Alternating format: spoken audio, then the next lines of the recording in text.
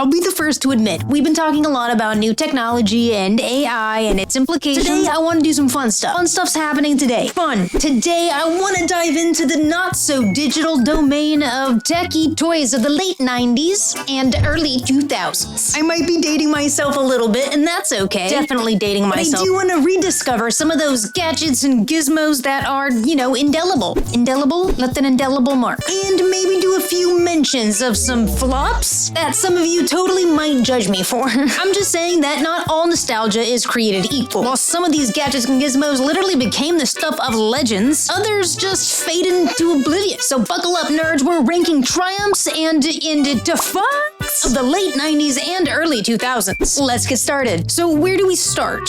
Like the bottom three, the top three? Maybe we'll just keep track. We'll keep track on the sides. We'll keep like a list or a tally or something. Don't worry, I got this. Cue the graphics. That's better.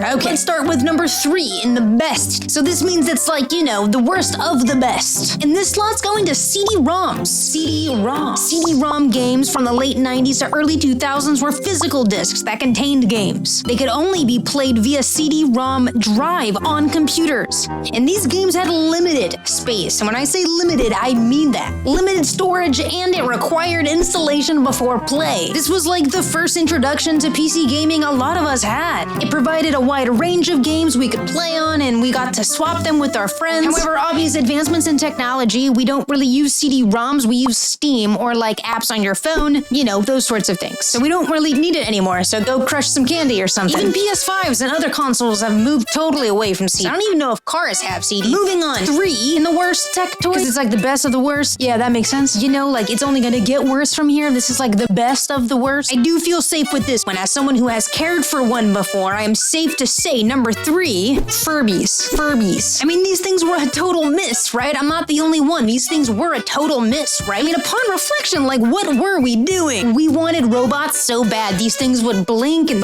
rotate around. They were like Roombas, but not productive or helpful at all. I hated them. I had them. I hated them. Moving on. Number 2 in the best tech toys. So this is getting better. It's getting better. And I'm talking about Gameboys. I mean, this handheld game was literally life-changing, right, guys? Pokemon ruling my life would probably be an understatement. Just endless hours of entertainment. I mean, I made road trips and anything that I had to actually wait for that much more, bearable. And the only con, which wasn't really a con back then, but it was like a bonus, was you had to get one of those LED lights to attach onto. That was like the only way you could use it in the dark. But it's okay, because the later variant, Game Boy Color, and subsequent versions added a splash of all sorts of nice LED functions. Anyway, that whole ordeal got a lot better. Okay, so number 2 on the worst tech toys of the late 90s and early 2000s. This is sort of like a compound deal, and I'm talking about the iDogs. The iDogs. You remember the LED light? They would just stare at you, and they were loud as hell. It was essentially like a dynamic version of the Furby. I don't know. This was a total flop, not just because it literally flopped all the time. It was just such a disappointment for what you thought a robot dog would be. Enter the poo-chi.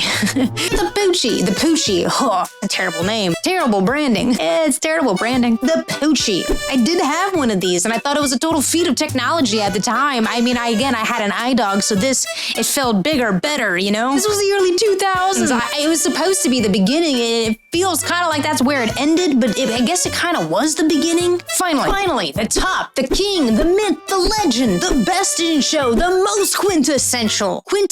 In my book, at least, it is the Discman, intimately known as the CD player. I had the classic gray Sony Walkman, okay, Discman. I got mine in the early 2000s. Let me tell you, I'm not understating this. It was the freedom, baby. Despite the occasional skips and jumps, I loved this thing, and it played all of the CDs that I burned myself. The music we were all forbidden to listen to that we burned onto CDs from blank CDs we purchased from Walmart.